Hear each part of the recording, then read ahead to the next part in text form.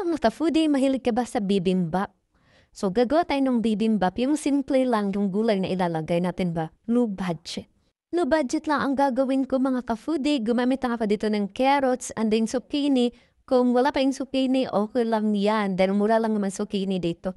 At saka, etong lettuce. Dapat spinach. So, wala akong spinach. Ayan, lettuce. Tapos, ang aking tarong di parang gumamit lang ako dito ng giniling para hindi mapamahal ang aking bibimbap.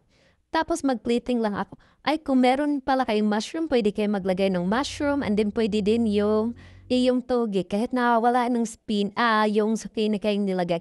At ito pala yung nagdaga ako ng furikake. Meron tayo niyan sa Yellow Basket. Nasa 60 plus lang yan mga ka-foodie. Masarap yun sa kanin, promise.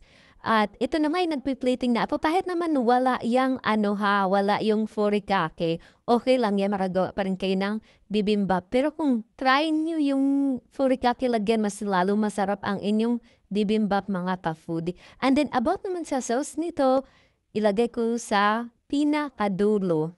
Yan, ang sauce nito. O, ayan, meron na tayong simple na bibimbap pero masarap to, promise. I-try nyo na.